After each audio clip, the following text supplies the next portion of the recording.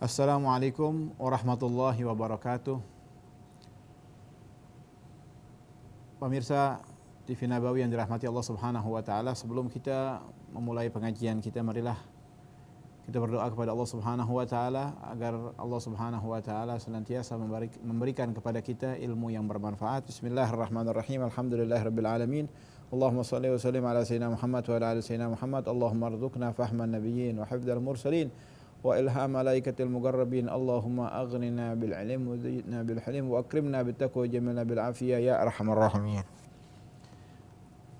Alhamdulillah rabbil alamin wa bihi nasta'in ala umuri dunya waddin wa salatu wassalamu ala sayyidil mursalin khataman nabiyyin wa ala alihi wa sahbihi ajma'in wa la haula wa la quwwata illa billahil aliyil azim. Marilah kita meneruskan pengajian kita. Terakhir kita membaca di dalam kitab Safinatun Najah tentang sebab dibolehkan bertayamum. Sebab yang pertama telah kita ketahui bersama, tidak adanya air.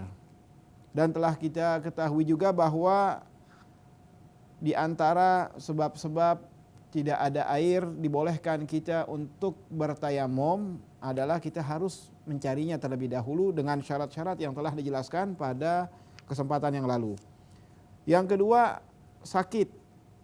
Sakit yang bagaimana? Yang sekiranya apabila kita menggunakan air, itu sakit akan bertambah parah atau sembuhnya akan menjadi lama, atau dia ada kekhawatiran pada dirinya dia tidak dapat menggunakan daripada air, atau dokter mengatakan tidak boleh terkena air. Ini pun dibolehkan orang tersebut untuk bertayamum. Akan tetapi bagaimana kalau misalkan ini orang bandel, dia pakai wudhu juga, habis itu sakit. Kalau dia tahu akan memudaratkan atau membahayakan dirinya, maka ulama mengatakan hukumnya haram. Karena mencelakakan diri sendiri itu hukumnya haram. Syariat tidak membebankan orang tersebut, dibolehkan padanya untuk bertayamum. Dibolehkan padanya untuk bertayamum. Itu pun sudah kita baca pada kesempatan yang lalu. Kemudian yang ketiga, ini yang terakhir kita bahas pada pengajian kita yang lalu adalah kita butuh air. Atau bukan kita sendiri, keluarga kita yang lain, atau kita mempunyai hewan-hewan piaraan. Hewan piaraan kita, bahkan apabila seseorang memelihara sebagai penjaga rumah seperti anjing, ini pun dibolehkan dia untuk memberikan daripada air tersebut untuk minum anjingnya. Akan tetapi tidak boleh untuk diberikan kepada hewan-hewan yang ghairul muhtaram. Ini khusus makhluk yang muhtaram, karena definisi manusia itu adalah al-insan hayawanun natik. Manusia itu adalah hayawan natik yang berbicara. Ya, kalau kita artikan hayawan mungkin kita agak tidak nerima begitu ya. Padahal definisi manusia adalah hayawanun natik, hewan yang berbicara. Dalam istilah fikih seperti itu ya. Kemudian dikatakan apabila kita membutuhkan air untuk makhluk-makhluk yang kita ada di sekitar kita, atau yang membutuhkan misalkan tetangga kita, diharamkan untuk kita menggunakan air tersebut untuk berwudu. Boleh kita untuk mencuci baju, atau masak nasi, atau kita minum daripada air tersebut, atau untuk kita beristinja dengan air tersebut. Tidak diperbolehkan kita untuk berwudu dengan air tersebut. Walaupun kalau dia mau memberatkan dirinya dia berwudu dengan air tersebut, sah wudunya, akan tapi dari sisi lain diharamkan karena dapat mencederai daripada orang tersebut. Nah, di sini dikatakan juga kemarin telah kita baca di antara makhluk-makhluk yang ghairul muhtaram adalah yang pertama tarikus shalah. Jadi ada 6. Yang pertama tarikus shalah.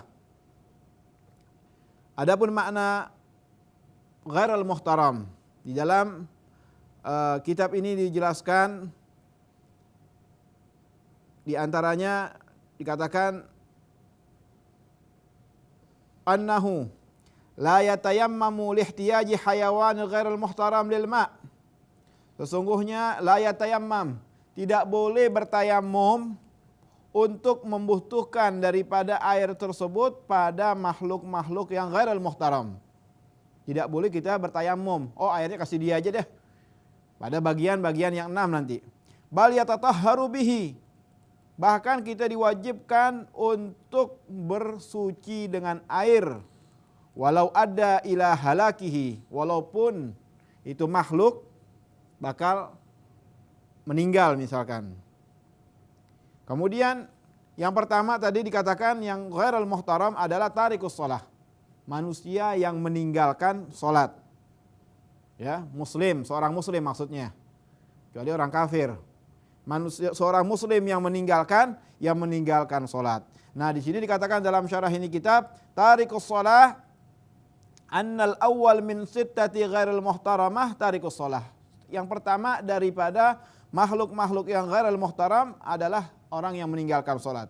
Ba'dal amril imam, setelah diperintahkan oleh imam, oleh pemimpin, presiden atau wakilnya atau orang yang ditugaskan.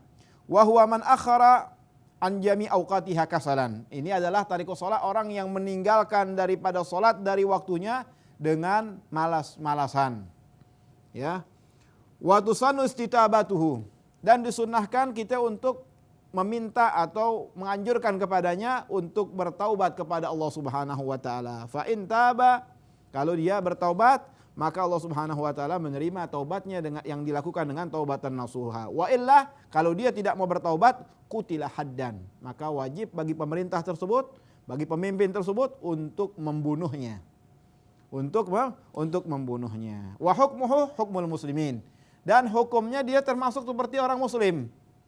Seorang muslim yang meninggalkan salat dengan malas-malasan kemudian diperintahkan untuk diqadha salatnya atau ditunaikan daripada salatnya, dia tidak mau melaksanakannya juga, maka pemerintah wajib untuk membunuhnya. Ini hanya pemerintah, tidak boleh sembarang orang. Kemudian setelah itu maka dia dikategorikan atau dimasukkan dengan kaum muslimin, artinya diwajibkan juga kita untuk menyolatkan dia, kecuali orang yang meninggalkan salat dikarenakan apa? Ya, jahidan, dia sengaja-ngaja atau dia mengatakan salat ini sudah tidak wajib. Salat ini sudah tidak wajib, maka orang tersebut adalah orang yang keluar dari agama Islam. Kalau dia meyakinkan bahwa salat ini wajib, tapi ya dia tidak mau melaksanakan salat, capek, nggak mau. Waktu subuh bangun dia nggak mau melaksanakan salat, dia tinggalkan salat. Ini seorang muslim yang maksiat. Apabila dia meninggal dunia, maka dikatakan meninggal dunia dalam keadaan Islam yang bermaksiat. Insya Allah kita teruskan setelah jeda yang berikut ini.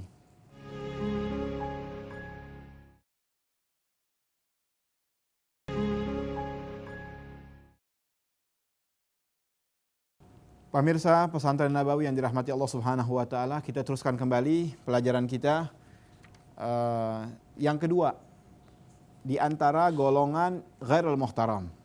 Ya, di antara golongan yang ghairul muhtaram, yang tidak dimuliakan. Yang kedua adalah adzanil muhsan. Dzanil muhsan, seorang yang baligh, berakal, merdeka, bukan budak, yang mana dia memasukkan alladzi ghayyaba hasyafatahu, yang memasukkan daripada kemaluannya pada farji perempuan, ya, maka itu dikatakan dzanil muhsan. Kemudian dia sudah menikah. Dia sudah menikah dengan nikah yang sahih. Dikatakan hala bulughihi, tatkala dia berakal, wa aqlihi wa hurriyatihi bi gubul fi nikahin sahih. Dengan nikah yang sahih kemudian dia summa zana, kemudian dia zina. Maka hukumnya bagi orang yang demikian adalah ar-rajam. Dia wajib dirajam. Hatta yamut, sampai dia meninggal dunia. Wal mar'atu karrijal, dan wanita sama dengan laki. Sama dengan orang laki-laki. Kemudian apabila datang kepada kita yang sudah ma'ruf dia berzina, bahkan disaksikan oleh orang banyak misalkan dengan yakin, orang tersebut tidak mendapatkan, tidak boleh kita memberikan air tersebut kemudian kita bertayamum, ya, tidak diperbolehkan kita. Kemudian Yang ketiga, wal murtad. Ketiga adalah murtad. Orang muslim kemudian keluar dari Islamnya dikarenakan seperti dia sudah tidak meyakinkan lagi tentang sholat misalnya, atau dengan rukun-rukun Islam yang lainnya, atau mengatakan bahwa Tuhan ini ada dilahirkan, ada ayahnya, ada ibunya, ada anaknya dan seterusnya, maka keluar dengan apa? Dengan ucapan yang dia katakan, yang dia keluarkan, itu memutuskan daripada Islamnya, keluar daripada Islam. Dan wajib bagi pemerintah, bagi imam untuk meminta daripada taubatnya. Fa in taba birruju' ilal Islam, apabila dia kembali bertaubat, kembali ke Islam, maka dibiarkan. Tidak boleh untuk dibunuh. Wa illa, ya, kalau tidak, fa hukmuhu hukmul musyrikin, maka hukumnya dia adalah seperti orang musyrik, seperti orang kafir. Nah, tatkala itu tidak boleh kita berikan daripada air, sedangkan air itu kita butuhkan untuk berwudu. Tidak boleh kita untuk bertayamum dan kita berikan air tersebut kepada orang murtad, tidak diperbolehkan. Yang keempat adalah wal kafir harbi. Orang kafir harbi yang memerangi kita. Di sini definisi daripada kafir harbi adalah walladzi la sulha lahu ma'na. Dia kafir adalah yang tidak mempunyai daripada ikatan perdamaian dengan kita. Dia memusuhi. Si kafir itu memusuhi kaum muslimin. Tidak ada perjanjian untuk damai, tidak ada. Maka ya tatkala itu tergolong daripada kafir tersebut harbi yang ghairul muhtaram, yang darahnya itu halal. Bikhilaf, beda dengan apa? Dengan zimmi. Jadi ada 4 golongan kafir. Yang pertama harbi yang sudah kita dengar tadi, yang kemudian zimmi.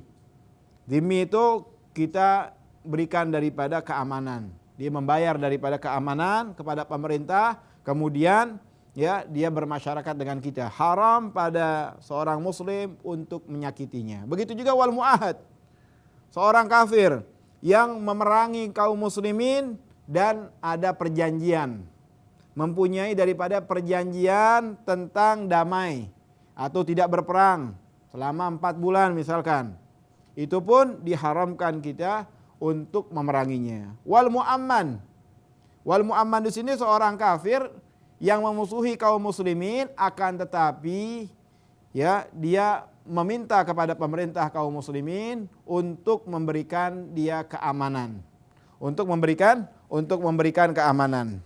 Kemudian apabila demikian, maka diharamkan bagi kita untuk memeranginya. Dikatakan di dalam hadis, disebutkan ala man zalama muahidan aw intaqasahu aw kallafahu fawqa taqatihi aw akhadha minhu syai'an bighairi thayyibin nafas fa ana hujiyuhum ay khasamahu yaumal qiyamah.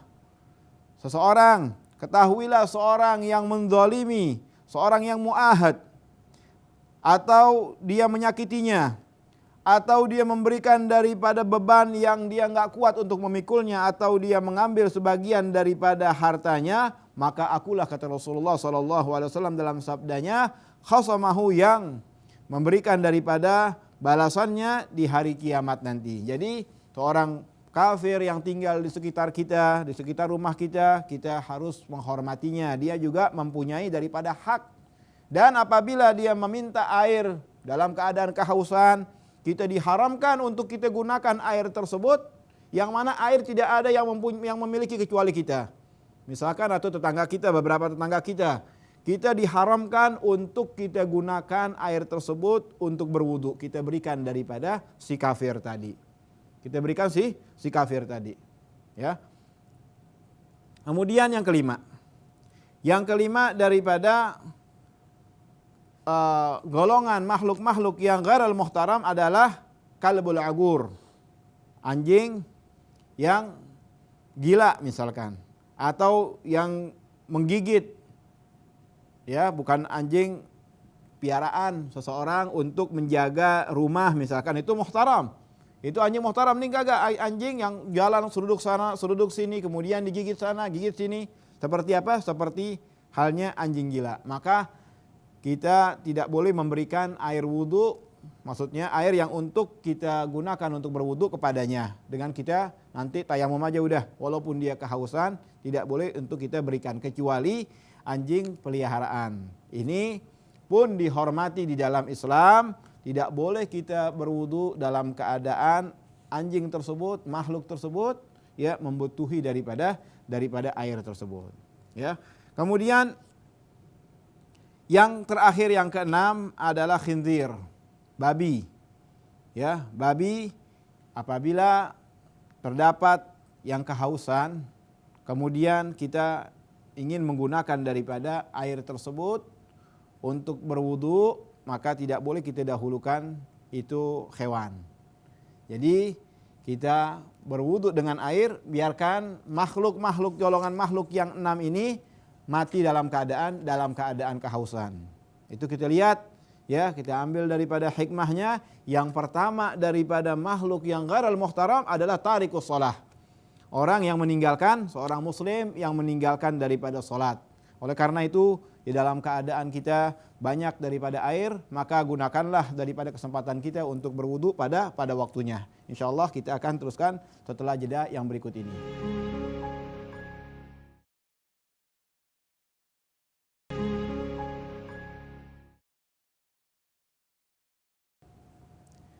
Pemirsa Pesantren Nabawi yang dirahmati Allah Subhanahu wa taala, terima kasih Anda masih bersama kami dalam pelajaran kita yaitu tentang tayammum ya. Jadi hasil daripada pengajian kita pada malam hari ini tentang diperbolehkannya seseorang bertayammum dengan beberapa sebab. Yaitu yang pertama telah kita baca tadi, tidak adanya air, kemudian yang kedua sakit, dan yang ketiga ya, yang ketiga adalah kita membutuhkan daripada air untuk makhluk-makhluk yang muhtaram. Ya, untuk makhluk-makhluk yang muhtaram. Yang muhtaram adalah yang diharamkan kita untuk membunuhnya, haram kita untuk membunuhnya. Yang ghairul muhtaram tidak diharamkan untuk membunuhnya dengan syarat-syarat yang telah kita jelaskan tadi atau yang sudah kita dengar tadi, itu diharamkan untuk kita membunuhnya bagi makhluk-makhluk yang muhtaram, kecuali yang ghairul muhtaram ya. Kemudian di dalam syarah ini kitab, di antaranya di sini dalam kitab Kasyifatus Saja disebutkan ada beberapa masalah yang penting. Walau mata rajulun, apabila seseorang meninggal dunia, walahu ma'un, sedangkan dia memiliki daripada air, waruf gotihi attash, dan sekelompok rombongannya dia itu dalam keadaan kehausan. Misalkan lagi jalan seseorang, beberapa rombongan. Kemudian dalam rombongan tersebut terdapat ya kawan-kawannya dalam keadaan kehausan. Kemudian si pemilik daripada air meninggal dunia dalam perjalanannya. Tatkala itu tidak ada air, jauh. Ini dikatakan dalam syarah ini kitab, syaribuhu wa yumammimuhu. Maka air tersebut diwajibkan ya, kita boleh untuk minumnya, padahal bukan punya kita, punya si mayit tersebut.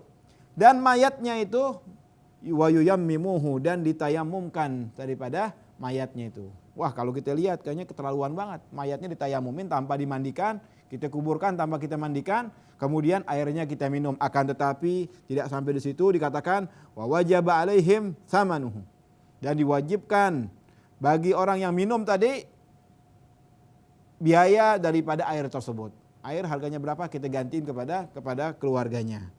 Jadi di sini bisa kita ambil kesimpulan begitu mulianya, begitu diagungkannya daripada nafas, jiwa manusia, jiwa makhluk-makhluk yang muhtaram didahulukan oleh Allah Subhanahu wa taala, oleh syariat Islam untuk keselamatan mereka, manusia-manusia yang muhtaram, kecuali yang ghairul muhtaram seperti yang sudah kita dengar tadi. Seorang muslim yang mengetahui bahwa salat itu wajib, kemudian dia tinggalkan dan dia tidak mau bertaubat, dia tidak mau kembali, maka itu adalah ghairul muhtaram.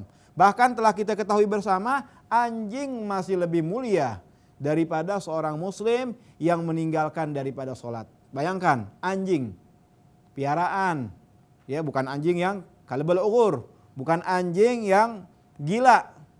Anjing piaraan manusia ya yang dipiara walaupun sama orang kafir itu lebih mulia daripada manusia yang meninggalkan daripada solat. Oleh karena itu Rasulullah SAW berpesan kepada kita sebelum meninggal, as-salah, as-salah, as-salah. Solat, perhatikan solat kita, solat. Ya, jangan kita meninggalkan daripada solat. Kemudian apabila seorang muslim tersebut meninggal dunia yang meninggalkan solat, itu dari segi Islam atau tidaknya, selagi dia tidak meyakinkan kata-katanya tersebut bahwa solat ini sudah tidak wajib, dia tidak pernah mengucapkan seperti itu. Dia mengatakan kepada teman-temannya, kepada kawan-kawannya, solat wajib, tapi dia tidak melaksanakannya. Kalau misalkan sampai dia tidak ada umur, maka dia termasuk daripada muslim. Adapun di dalam hadis yang menyebutkan antara muslim dan antara kafir adalah as-salah. Perbedaan antara muslim dan antara kafir adalah solat. Maksudnya, ya secara zahirnya perbedaannya ya ini kalau memang tidak solat berarti kafir. Secara makna hadis tersebut secara bahasa. Akan tapi para ulama mengatakan maksudnya adalah antara muslim dan antara kafir itu adalah meninggalkan solat, tarikus solah. Apabila seorang muslim mengatakan atau meyakinkan bahwa solat sudah tidak wajib lagi, maka itulah yang dikatakan keluar dari Islam. Kalau misalkan dia sudah mengatakan seperti itu walaupun baru beberapa saat dia mengatakan seperti itu, maka apabila orang tersebut meninggal dunia tidak boleh dikuburkan di pemakaman kaum muslimin. Karena dia sudah keluar daripada agama Islam alias murtad orang tersebut. Ya, oleh karena itu para ulama-ulama terdahulu, ya salafus saleh, dia selalu berdoa agar dimatikan dalam keadaan Islam, dimatikan dalam keadaan iman, karena khawatir ya imannya atau dia keluar daripada iman dan Islam, mati dalam keadaan kafir, naudzubillahi min dzalik. Mudah-mudahan Allah Subhanahu wa taala menguatkan daripada iman dan Islam kita dan dimatikan kita dalam keadaan iman. Kemudian ma'asyiral hadirin, pemirsa Pesantren Nabawi yang dirahmati Allah Subhanahu wa taala, bagian-bagian yang sudah kita dengar tadi atau makhluk-makhluk yang ghairul muhtaram dengan perinciannya sudah kita ketahui bersama. Kemudian setelah itu fasal yang akan dijelaskan oleh sahibul kitab pada kesempatan yang akan datang adalah syarat sahnya bertayamum. Bagaimana kita akan bertayamum? Jadi nanti pada kesempatan yang atau pada tayangan yang akan datang kita akan membahas tentang syarat sah tayamum. Bagaimana cara kita tatkala kita menemukan tanah, kita tidak mendapatkan air atau kita mempunyai daripada air, kemudian dalam keadaan sakit atau dalam keadaan membutuhkan air tersebut. Nah, sekarang kita mau bertayamum. Bagaimana tata cara untuk bertayamum dengan benar? Tentunya ada syarat-syaratnya yang insya Allah pada kesempatan yang akan datang kita akan bertemu kembali mudah-mudahan dan kita akan mengkaji daripada syarat sahnya bertayamum. Mudah-mudahan apa yang kita baca tadi bisa kita pahami dan bisa bermanfaat untuk diri kita dan keluarga kita, dan orang juga kita bisa mudah untuk mengajarkan kepada saudara-saudara kita yang lainnya. Bismillahirrahmanirrahim. Alhamdulillahirabbil alamin. Allahumma shalli wa sallim ala sayyidina Muhammad wa ala ali sayyidina Muhammad. Rabbana anfa'na bima 'allamtana, rabbi 'allimna alladhi yanfa'una, rabbi faqihna wa faqih ahlana wa qarabatin lana fi dinina. Rabbana taqabbal minna innaka antas samiul alim wa tub 'alaina innaka antat tawwabur rahim. Rabbi ighfir warham wa anta khairur rahimin. Da'wahum fiha subhanakallahumma wa tahiyyatun fiha salam wa akhiru da'wahum alhamdulillahirabbil alamin. Wal afu minkum, wassalamualaikum warahmatullahi wabarakatuh.